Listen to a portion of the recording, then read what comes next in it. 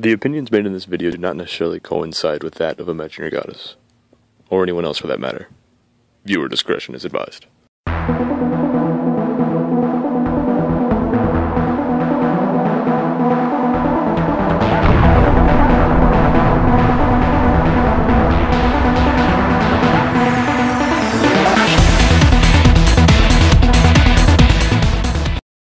The Mercenary King here with another state of play. We got something a little bit special to you. Once I talk about a different subject, I'll actually be showing off some of the pictures and whatnot that we'll be seeing in the future. Really looking forward to this. Also, we'll be talking about G units. We'll also be Stride and everything else that's been coming out recently, as well as my opinions on it. And then also we'll be covering this Raging Form deck, which I think you'll appreciate. It's upgraded for set 15. I never really liked the Harmonics Revenger series, so I'm taking it out and replacing it with some stuff that really adds a bunch of utility to it, and a bit more variety. And then after that, I'm going to talk about the United Sanctuary cards in Fighters Collection. Really nice bunch of stuff there that really sort of brings out some spice for the clans involved. I especially like the Genesis one and Floral Magus, though I personally am not going to run them because I'm waiting for other things that come out for Genesis. Yeah. So a person asked a question about where can you find cards at your local meta if you're, poor, or you don't have much resources to spend on Cardfight Vanguard, I should say. Well, my opinion on that is simple. Trade. The stuff you need to get one good deck going is more important than having good trades. If somebody's screwing you over, but you don't have a good deck to fight with, then you're never going to win. You're never going to get store credit. And so it's going to be harder for you to build up that momentum that leads you to a place where you're, I don't want to say financially solvent, but at the same time, you have the resources to start trading for decks you don't need. I started out with a Mega Colony deck. I started winning with Mega Colony. I upgraded my Bermuda deck with my winnings with buying the Bermuda first set. And then I went from there and started trading. I lost some, won some, bought a case eventually. And, it's really a long process. You can't just, all of a sudden be boom, I've got all the cards I need, just like you can go, boom, I've got a Novell deck, I'm now the most powerful card in my meta, person in my meta. Well, that's because nobody's figured out how to play Novell deck in your against Novell deck in your meta, and if they did figure it out, which is screw around with their card advantage as well as prepare for that one hell turn where they have to attack you twice, you'll suddenly find yourself the throne really quickly. So anyway, basic strategy, again, is to get yourself one good deck, even if it screws you over a little. Then, once you have that good deck, and I mean a really good deck here, the one that you can use and sort of make your name on, then you move on to bigger goals. Eventually, you should want to make one deck for every clan, unless you're a seller, in which case you want to buy and sell with as many people as possible over a wide area as possible, which is in itself power. Alright then. I'm going to move on to the first part where I'm going to talk about Stride, as well as the two cards that come out we know so far, and a few other things like that. Alright. So, for the first portion, we're going to be talking about Generation Stride, as well as the other Stride units, the G stuff, the Generation stuff that's coming out, as well as how to use Stride and the other sort of portions of this new meta that we're moving into. So should be no secret that the next season is going to be coming out soon, and it's going to be with the new protagonist, Chrono something or other, with the chick who apparently runs Neo Nectars and a guy who runs Royal Paladins. It's a good mix-up for Cardfight Vanguard. They're bringing back some of the old crew from the first season, which was, quite frankly, the best season. Second season was one of the bad ones. Fourth season was but the third season almost got as good as the first one, if only they didn't mismanage the last fight. My personal opinion, Kai's motivations for turning reverse was beautiful, excellent, excellent story crafting. But at the same time, they didn't handle it as well as they should have. In the sense that Aichi and the setup for the 4th season, which is, I don't know, man. I want to like it, but I just can't. Legion's a cool mechanic, and I think it's going to make some waves and bring out some really artistry with the Cardfight decks. But enough about that, let's talk about Generation Stride. Right now, there are 2 Stride cards that we know of, and as soon as the trial decks come out soon, we'll also figure out what a more focused Stride card might look like. The 2 ones we have right now are Harmonics Messiah, which is something I would run in all decks just because it's called Harmonics Messiah, which is a badass name. I mean, yeah. You could be like, peace upon this battlefield. I stride Harmonics Messiah. Duh. And of course you can imagine the music in the back of your head. So Stride. How do you pay for it and what is it? Stride is paid for by discarding up to cards that equal up to grade 3. So in other words, you discard 1 grade 3. Or you discard a 1 and a 2. Or 2 2s. Let's see, I believe that's legal. Either way, I'm pretty sure, let's see. Yes, total of grade 3 or more. So 2 2s, 3 1s, infinite zeros. So don't pay zeros for this, guys. It won't end well for you. So what is Stride? Stride is a powerful ability. This is from the frequently asked questions. To call a G unit from the Generation Zone, G Zone, but please call it Generation Zone. G Zone is just terrible name. Becomes a Vanguard. They're going to use it all the time in the anime. I just know it. The previous Vanguard become Hearts and is put under the G unit. The number of G unit and Hearts powers are summed. Also, when attacking, drive check performs 3 times. So it's got triplet drive, which makes it worth it just by itself. Even if you didn't, let's say you didn't ride, you discard a grade 3. A grade 3 that you're not going to be using for much, unless you're going to break ride it or something, in which case you shouldn't discard it. All of a sudden, you ride over it. Harmonics Messiah and Heat Element Magum both have 16,000 base power.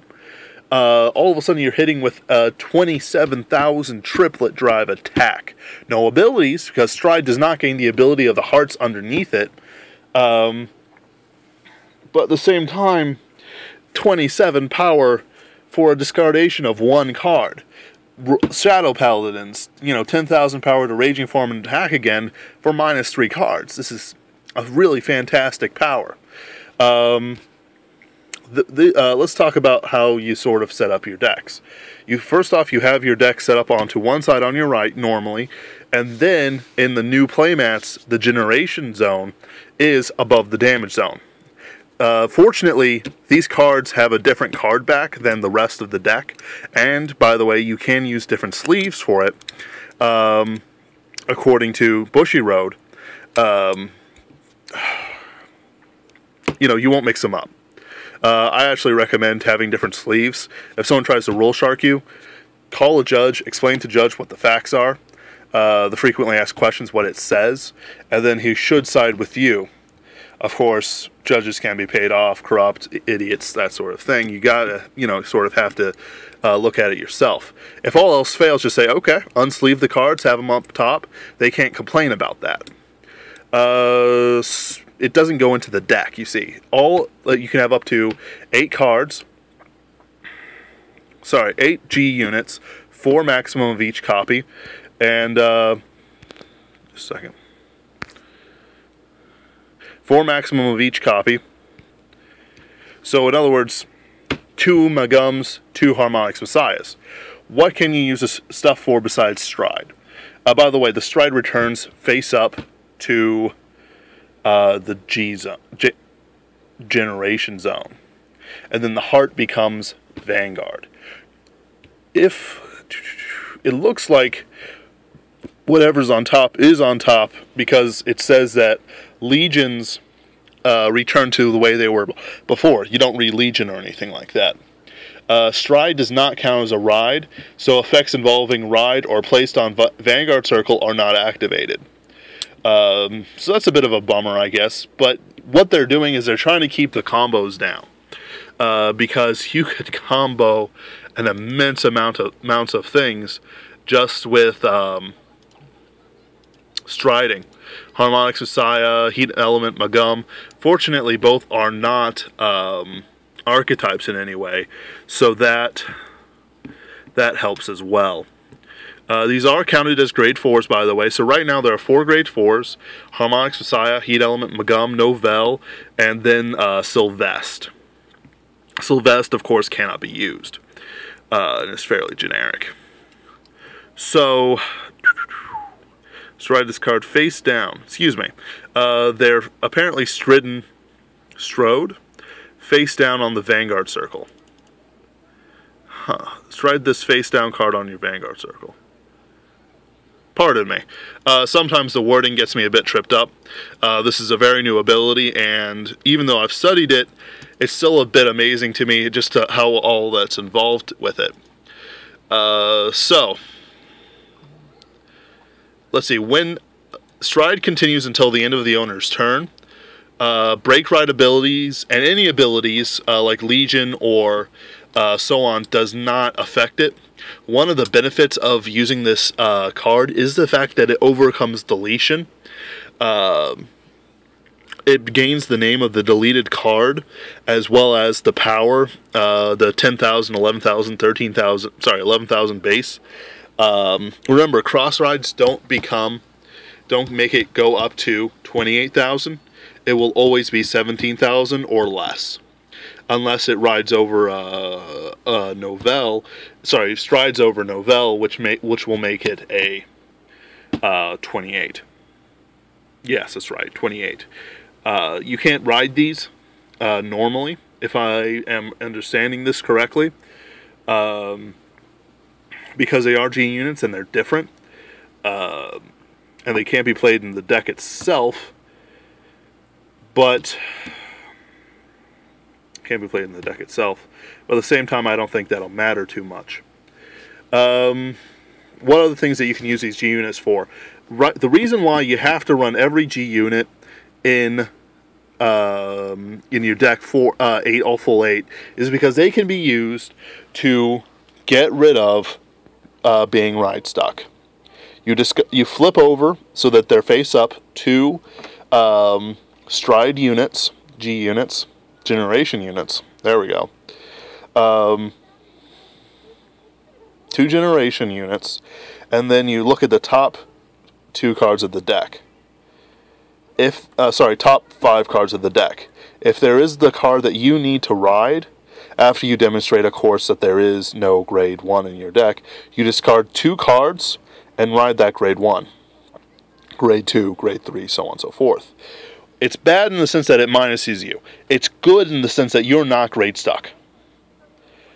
That it counts for more. Because if you can put on pressure, if you're like OTT or Genesis, where all you need is that grade 3 to start rolling in that card advantage, then this is a lifesaver.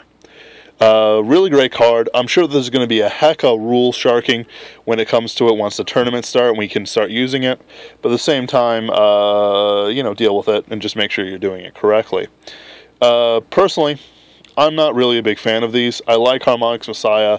I like Heat Element Magum. I like whatever comes out. I'm just not enjoying it too much.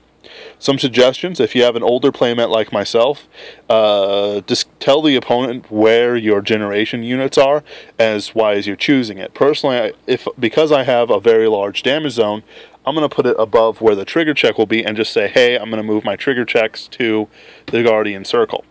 Which is what most players do anyway, if they even use a circle at all. So, yeah, that covers everything with the generation units I wanted to cover. If there's any questions, any concerns about that, I'll answer it in the next state of play. Everything can be found on the official website, as well as probably somebody posting it on your Facebook. Check the Cardfight wiki. Do your own research. If I'm wrong on anything, do tell me. Maybe I got the order wrong with the ride chain. Who knows? And look forward to seeing what strides they are in the future. They won't just put out the same stride units all the time.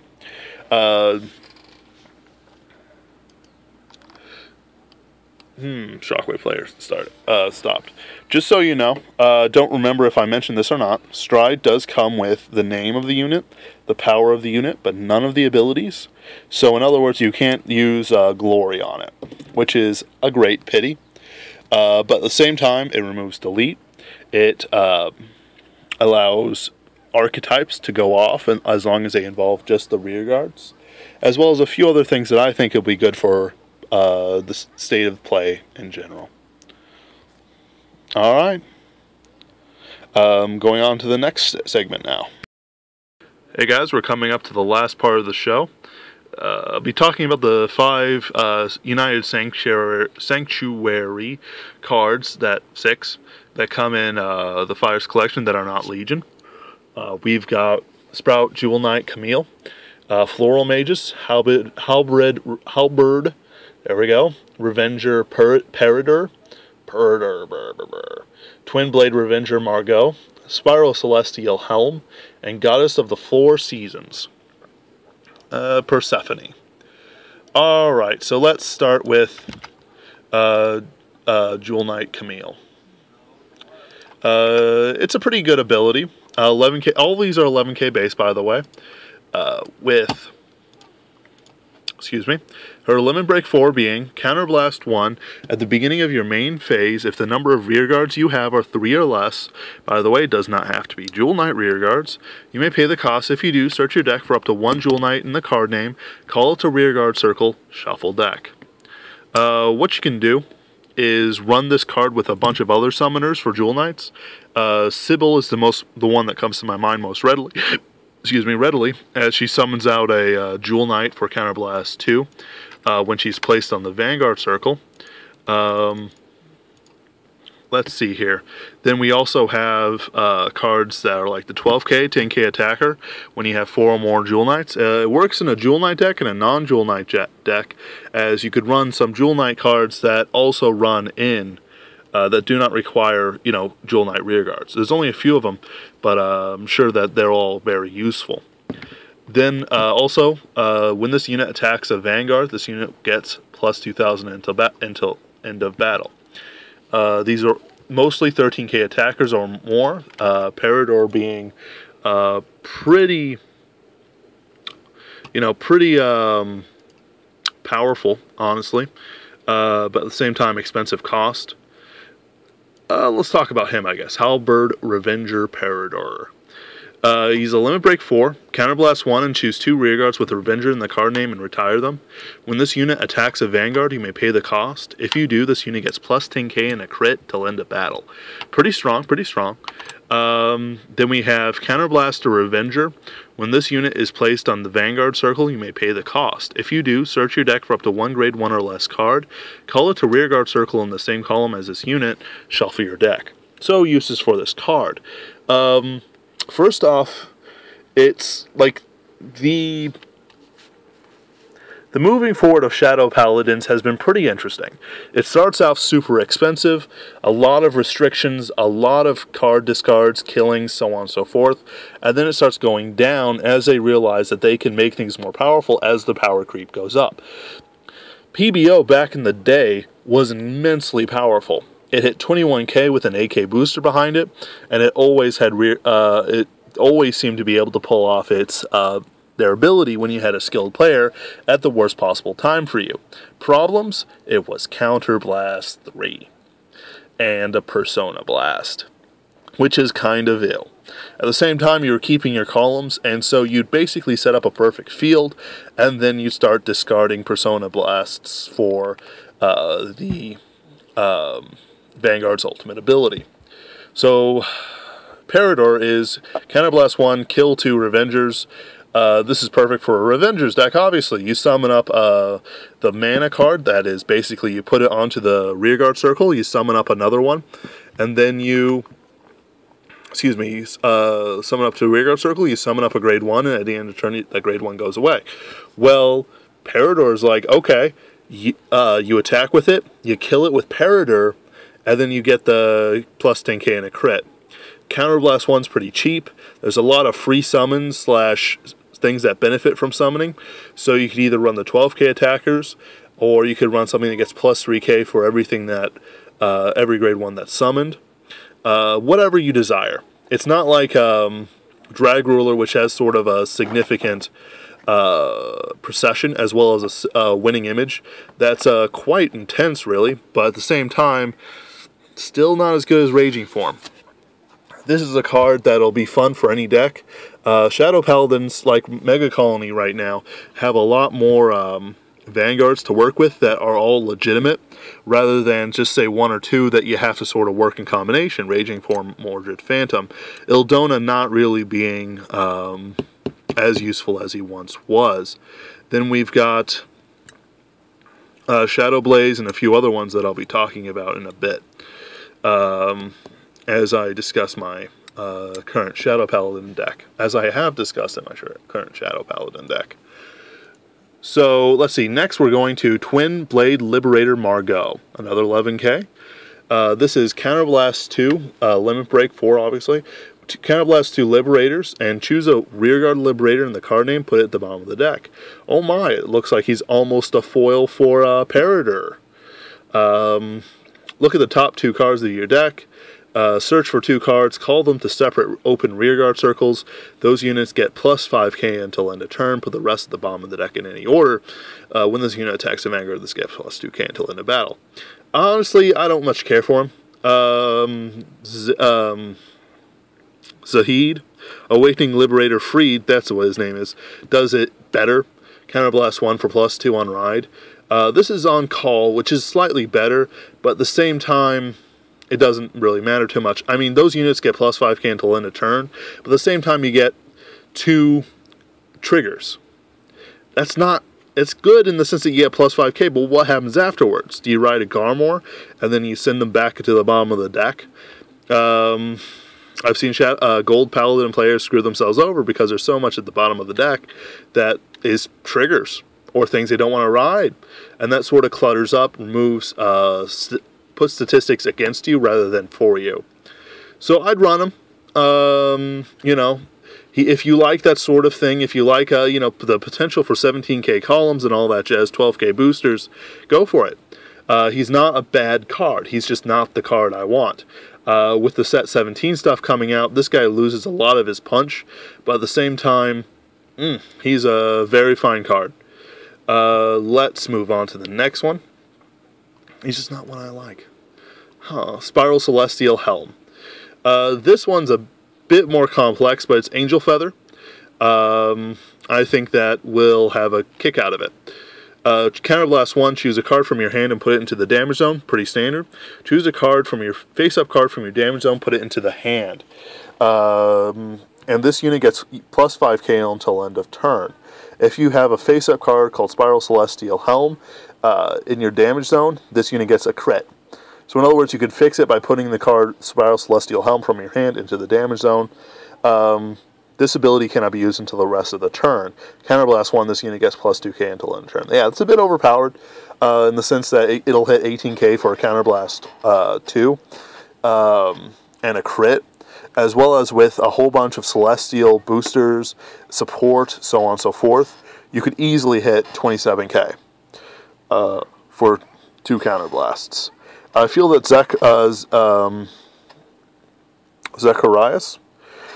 Zachariel, there we go, Zerachiel, there's the name of it, is still the best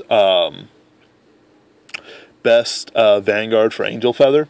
Ramiel Reverse is a close second than Metatron, but this isn't a bad card at all. It can be used in decks fairly well.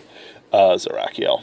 Zerachiel, if you don't recall, it gets plus 3k to everything once it's got a copy in the damage zone, as well as, yeah, a copy of itself in the damage zone. Pardon me. Copy itself in the damage zone, everything gets plus 3k. Counterblast 2, Celestials, this gets plus 5k. Solid card. Probably the deck I'm going to be making eventually. You just gotta play it off well. There's a lot of support in Angel Feather to get those cards into the damage zone, and that, it's great. Let's see here. Oh, Floral Magus, come on. So this is in the Goddess of the Four Seasons, Persephone. Soul Blast 6. Look at the top 3 cards of the deck. Put top of the deck in any order. Draw a card, Soul Charge 1, and then of course there's one that you know from the top. When this unit plays on the Vanguard circle, choose one of your rear guards. Search your deck for up to 3 cards with the same name as this unit. Put in the Soul Shuffle deck. Great card. You can use this with a lot of the... oh dear, what are their names? The Mythgard series. One of which is for every copy of himself of the grade 2 that you Soul Blast. Every copy of the grade 1 that you Soul Blast, it gets plus 3k. There's also stuff that gets permanent plus 3ks during your turn, as long as you have the grade 1 or grade 2 in the Soul, as the case may be. Really solid. My next Genesis deck, my current Genesis deck is Yatagarasu. My next Genesis deck is the Mythgard series, as well as Brunhilde. And I'm just trying to work them all, together in just the right way. This is really a card for those who are all about sort of the slow build-up, the ability to, sort of control how you gain cards, how you Soul Charge, so on and so forth. Problem, she's not an archetype. And Minerva, even Yatagarasu, is a lot better. Really is. But she's, in the Fires collection, and for those who don't like the Minerva, Yatagarasu, even Iwagana Hime, sort of, this is a card for them if they like OTT style. Speaking of that, OTT is Floral Magus. Floral Magus, and I'm just working on memory here. Is Counterblast 1. Look at the top card of your deck. If you named it, you get to draw it, and this unit gets plus 5k until end of turn. It's on command. You can do it multiple times. I believe it also gets plus 2k when you have 4 or more cards in hand. So basically you run things like Briolette Magus. You use Briolette Magus, Soul Blast 1, draw a card, put it at the top of the deck. Then you use Floral Magus, Counterblast 1, Briolette Magus, draw. Oh, look at that! It's Briolette Magus. How did I ever know? I must be psychic. You can use it with Tsukiyomi if you get to your stack and you're one of those people who have the genius IQ of 180. 356 or something, whatever the maximum is. Any number of other things like that. She's an alternative to Pentagonal Magus in the Pentagonal Hexagonal deck that some people enjoy. I personally prefer, I think I'll prefer Hexagonal Monica for a time. But Floral Magus might intrigue me for a bit, see if I want to, put these combos together. It can also be used with Battle Sisters, if you use the rest of the grade 2s, grade 1s, so on and so forth as Battle Sisters.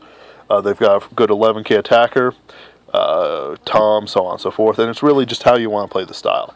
Even though it is a Magus card, it is not limited to the archetype. It just happens to have that name because you might want a little bit of power. Alright, that's the Fighters collection. Yeah. On to the last bit. We've had a pretty good time here today. I talked about the Stride units, generation units. I'll cover them again later on once we get the trial deck information out, which probably will have a unique one for their clans. I talked about what you should do to, sort of help yourself grow as a card fighter in material wealth, as well as decks. I talked about my Raging Forum deck as it stands now. I'm going to eventually create a Demon World Castle deck that is going to be hilarious. And then I talked about the Fighters collection. As always, if you have any questions, do comment on it. I'll answer more or less anything that can be answered. Also, I want to thank Imagining Your Goddess, as always, for letting me have this, sort of platform to talk to you masses, as well as, sort of help raise Vanguard awareness and sort of the abilities of those who have it. Lastly, like, comment, and subscribe, and tell your friends about us. Alright, this has been the 10th State of Play. Ben Wheeler, the Mercenary King, signing out.